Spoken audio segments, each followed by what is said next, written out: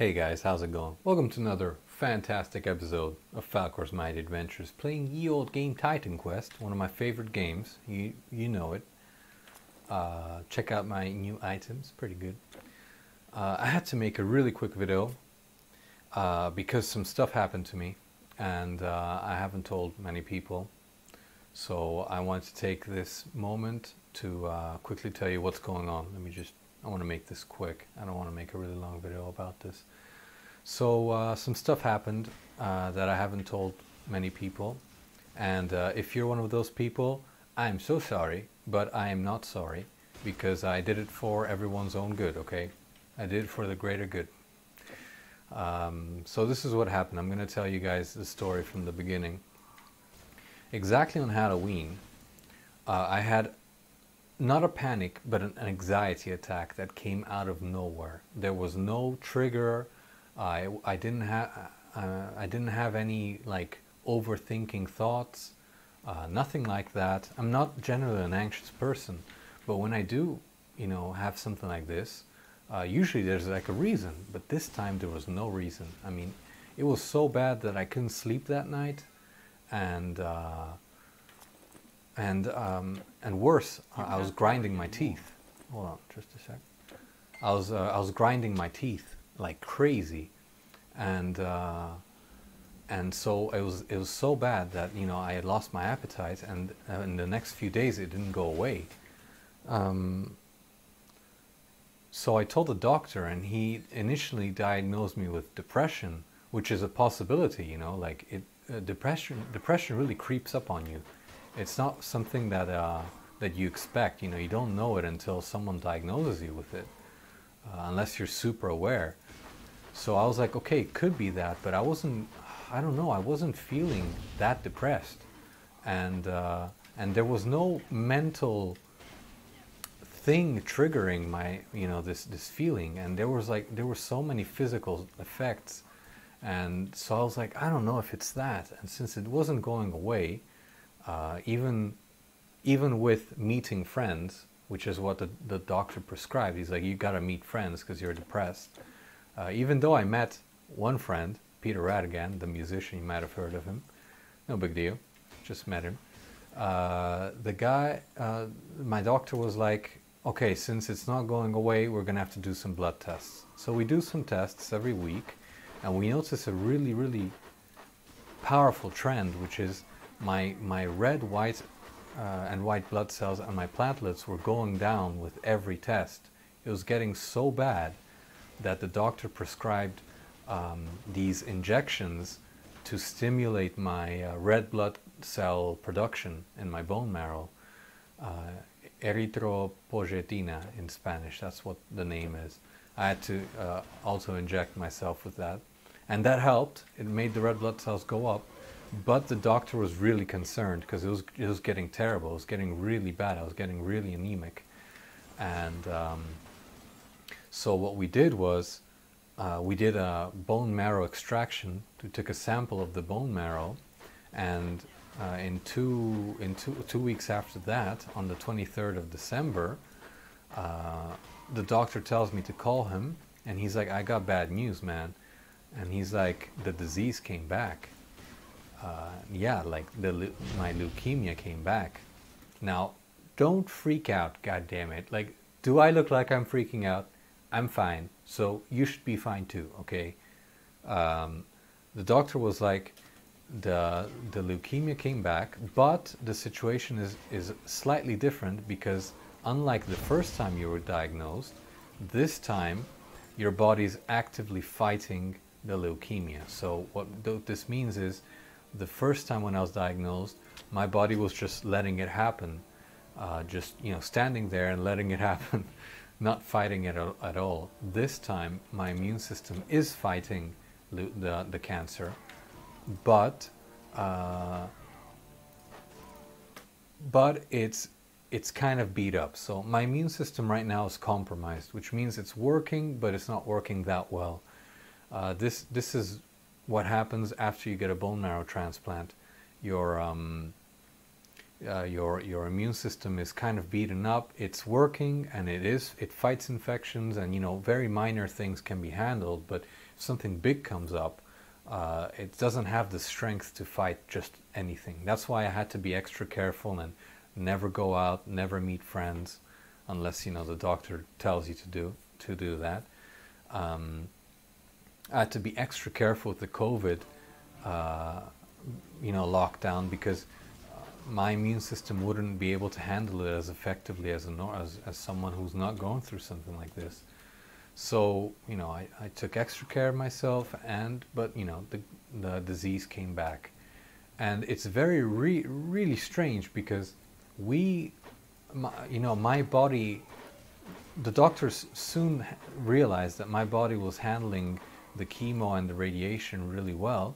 So they hit me with everything they had, like all guns were firing, and we like by the time I had done all the treatments, we did the cytometric tests, which show how much of the disease you have in the body, and my results were negative. So not that I have 0 cells, I had negative number of cells, cancer cells in my body. But even then it came back.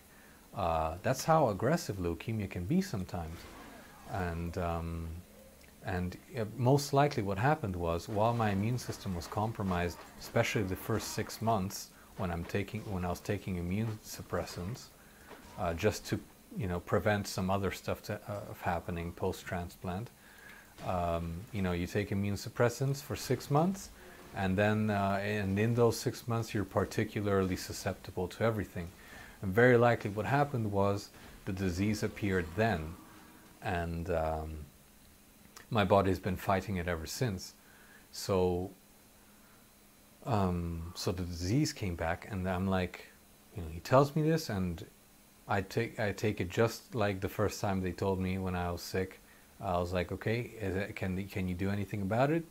And he's like, yeah, we can do what's called an antibody treatment, which is basically they're going to drip feed me for 28 days straight antibodies to fight the cancer cells specifically.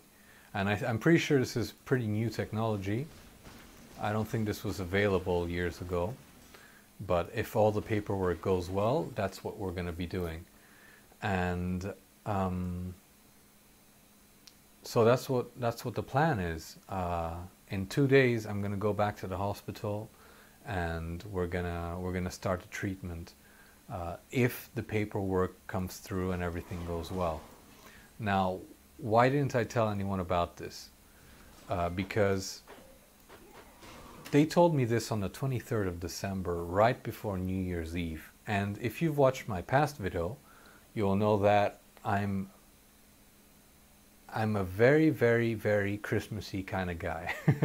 I have a powerful Christmas spirit, and I don't like ruining other people's Christmas spirits. So that's why I didn't tell anyone.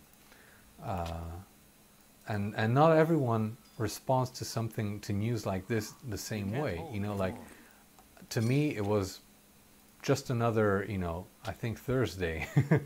It was just another day to me. I slept like a baby. I still sleep like a baby. I don't have any anxiety attacks. In fact, all my symptoms are gone. I feel I'm eating really well. I'm sleeping really well. No longer grinding my teeth. I feel fine. I feel really healthy. And I felt like, why ruin that? Why make someone else have a bad time if I'm feeling so well? Why make them feel so terrible? So I didn't want to tell you until today. Can't hold anymore. And that's why I'm telling you now. Now, I watched this movie recently called Ad Astra, which, by the way, in Latin means to the stars. Really good movie. Not made for everyone, but to me, I loved it.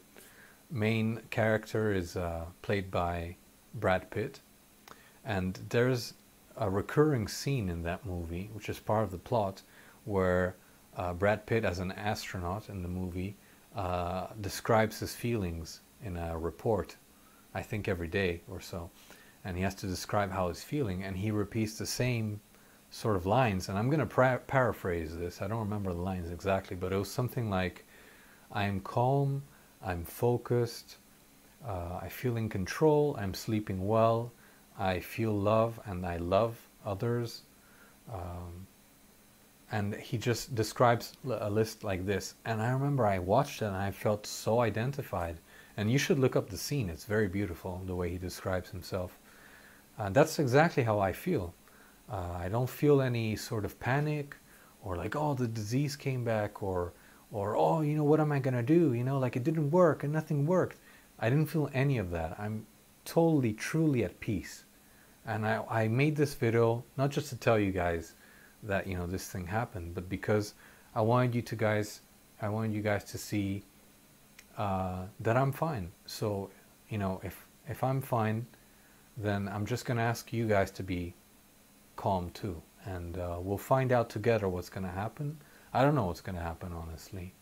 You know, could go well, it could not go well. I don't know, but I want you to see just that there's no need to panic, and we don't know what's going to happen, but that's all right. And many times you will find yourself facing situations that you can't control, with variables that you can't know, and you can't manipulate. So not even manipulate, you can't even know what they are. So, you know, you start imagining things and, you know, projecting what could happen, and you don't know that. You don't know anything. So I think what you can focus on is how you respond to that situation. And whether it's a breakup, or relationship problems, or financial problems, or job problems, or health problems, you can't control everything, but what you can control is how you respond to that. And you can accept that you can't control everything, and you will feel so much calmer. I'm telling you from personal experience, as someone going through this, you know, cancer coming back. So yeah, I want you guys to be strong with me, and just wanted you guys to see and to know what's going on. So anyway, I love you guys so much. I have a final boss to kill here, but I need to focus. So You can't hold anymore. I love you guys so much. Remember to stay safe. Wear a mask. Don't be a stupid head, okay? And stay safe. Be good. I love you guys so much. Like and subscribe. It really helps the algorithm. Priorities, okay? Bye-bye.